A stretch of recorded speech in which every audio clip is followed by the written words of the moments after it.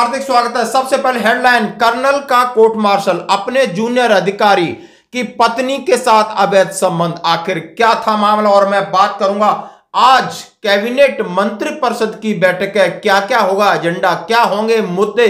हाँ जी दोस्तों, माननीय प्रधानमंत्री जी कर रहे हैं अपनी तैयारी और मैं बात करूंगा आज आपको पुलिस और आर्मी का बड़ा अंतर दिखाऊंगा और उसमें आपको पता चलेगा कि आखिर ये बड़ा अंतर है और इसी से होती है गड़बड़ी। और दोस्तों, रील बनाने के चक्कर में रियल जिंदगी खो बैठी ये बच्चियां, कहां का है मामला। सबसे पहले ऑपरेशन सिंदूर का वो चौक जो बिल्कुल वायरल हो रहा है, यानी गुजरात में पहला एक चौक जिसमें ऑपरेशन सिंदूर लिखा है और आप समझ सकते हो एक जेट फाइटर इसके ऊपर बना हुआ है। इसकी सुंदर तस्वीर और इसके साथ में बात करता हूं उन कर्नल साहब की, यानी एएफटी एक कर्नल साहब हैं, यानी उनको सेवा से बर्खास्त कर दिया गया, उनका कोर्ट मार्शल हुआ और फिर आगे क्या होता है, उन पर आखिर क्या इल्जाम थे। कर्नल सशस्त्र बलों में व्यभिचार अनुशासनात्मक अपराध क्यों बना हुआ है। उन्होंने कहा इस तरीके का व्यभिचार सशस्त्र बलों में कभी उठकर आता है और जहां पर बहुत सारी चीजें होती हैं कोर्ट मार्शल होना तय है। यदि आप इस तरीके का काम सेना में करते हो तो कोर्ट मार्शल तय है, नौकरी आपकी जाएगी। और ऐसा ही हुआ एक सेना के कर्नल साहब का। हाँ जी दोस्तों, अधिकारी भटिंडा सैन्य स्टेशन में तैनात था और उसका उसी कार्यालय में तैनात लेफ्टिनेंट कर्नल की पत्नी के साथ कथित तौर पर अनुचित संबंध थे। उसे देर रात महिला के साथ उसके घर में पकड़ा गया जबकि उसका पति बाहर गया हुआ था। इस संबंध में उच्च अधिकारियों से शिकायत की गई।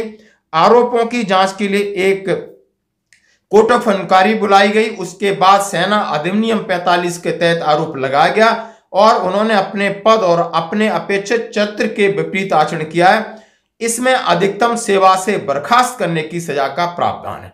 यानी आप देख सकते हो कि उनका जूनियर अधिकारी बाहर था तो कर्नल ने उनकी पत्नी के साथ अवैध संबंध स्थापित किए और मामला नवंबर 2018 में जीसीएम यानी जनरल कोर्ट मार्शल ने कर्नल को 2 साल की वरिष्ठता खोने यानी 2 साल की सीनियरिटी, फटकार लगाने की सजा, फिर मार्च में 2019 में पुनः बैठक बुलाई और पुष्टि के बाद उनको सेवा से बर्खास्तगी करने का आदेश दिया।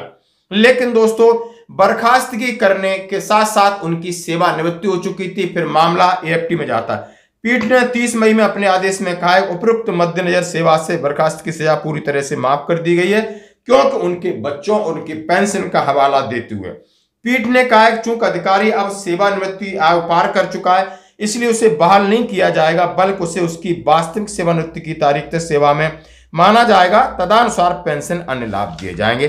और आप घटना देख सकते हो, यानी पहले जो फैसला था उसमें बच्चों के प्रति देखा गया, एक सॉफ्ट कॉर्नर देखा गया कि यदि इनकी पेंशन बंद करी जाएगी, सारी चीजें जाएंगी तो आखिर उनका क्या कसूर है जो रिटायरमेंट के बाद उनके बच्चे उनके डिपेंडेंट है। बाकी कर्नल को इस यौनाचार और दुराचार के लिए कोर्ट मार्शल किया गया, सेना से बर्खास्तगी की गई और उनकी एक ये याचिका पर कि ताकि उन्हें पेंशन मिलती जाए। तो दोस्तों, इस तरीके के मामले कभी उठ के आते हैं। यानी एएफटी ने प्रेम संबंध के कारण कर्नल की बर्खास्तगी की 2 वर्ष की वरिष्ठता हानि तक सीमित कर दिया।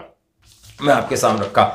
अब मैं बात करूंगा आज दोस्तों है केंद्रीय मंत्रिपरिषद की अहम बैठक और अहम बैठक का क्या है उद्देश्य। हाँ जी दोस्तों, अभी ये बैठक चल रही है, शायद शाम को 5 बजे शुरू हुई और आप समझ सकते हो लगभग 7-8 बजे तक चलेगी और इसमें सभी कैबिनेट मंत्री होंगे, कैबिनेट सचिव होंगे, माननीय प्रधानमंत्री जी इसकी अध्यक्षता करेंगे। माननीय प्रधानमंत्री अपना रोड मैप रखेंगे कि आगे क्या करना, महत्वपूर्ण काम होंगे। ऑपरेशन सिंदूर, ऑपरेशन सिंदूर को देश के सामने अब कैसे रखा जाए, आप समझ सकते हो कितनी छीछालेदर हो रही है, कितने आरोप प्रत्यारोप हैं, लेकिन ये विदेश मंत्री को वो अपनी एक प्रेजेंटेशन माननीय प्रधानमंत्री जी के सामने रखेंगे। और उन्होंने कहा है कि ऑपरेशन सिंदूर के बाद यानी उनका जो कार्यकाल 1 साल हुआ है और उसके आगे माननीय प्रधानमंत्री जी के सामने जाति जनगणना है और 8वां वेतन आयोग है, कई स्टेटों में चुनाव है, इनको मद्देनजर रखते हुए कैसे भुनाया जाए। और इसी बीच कैबिनेट सचिव यानी डॉक्टर टीबी सोमनाथन ने 1 साल के कार्यकाल के दौरान विभिन्न क्षेत्रों में कौन कौन से विकास के काम किए और उन्होंने माननीय प्रधानमंत्री ने जो कहा था कि उनका एजेंडा है परफॉर्म रिफॉर्म ट्रांसफॉर्म इनफॉर्म का नारा देते हुए भारत को आर्थिक महाशक्ति के रूप में आप समझ सकते हो कि 4थे स्थान पर है और 2047 तक उन्होंने कहा हम इसको तीसरे स्थान पर ले जाएंगे और $30 ट्रिलियन की इकोनॉमी होगी। जैसा कि आप देख सकते हो, नीति आयोग के पूर्व सीईओ अमिताभ कांत ने यह कहा है कि बाकी देश बूढ़े हो रहे हैं, अमेरिका हो, चाइना हो, जापान, भारत युवा है और भारत दुनिया का नंबर 1 देश होगा। और उन्होंने कहा इसमें सबसे बड़ी चीज कही है कि इस बार किसानों को, गरीबों को, मिडिल क्लास को मद्देनजर रखते हुए काम किए जाएंगे, ताकि जैसे उन्होंने टैक्स रिलैक्सेशन हो, 8वां वेतन आयोग हो, अन्य ऐसी योजना हो जिन पर लाभ मिलेगा। और इस तरीके की प्रेजेंटेशन अभी चल रही है दोस्तों। अब बढ़ते हैं एक और अगली खबर की तरफ। जैसा आप समझ सकते हो, पुलिस वर्सेस आर्मी।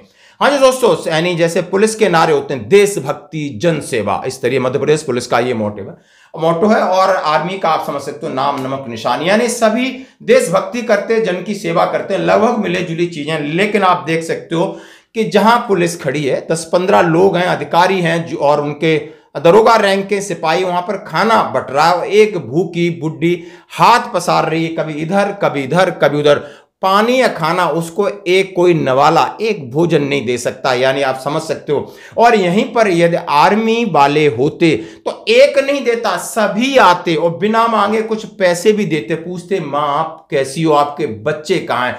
कितना बड़ा फर्क है, कितना बड़ा लगाव है, हमें अपने देश से है लेकिन देश की आम आदमी से लगाव। और यही अंतर है मानवता का, यही अंतर है दयालुता का, जो कि सैनिक के अंदर हमेशा रहता, कूट कूट कर भरा होता। ये सेना की खूबसूरती, सेना की ट्रेनिंग है, सेना का डीएनए।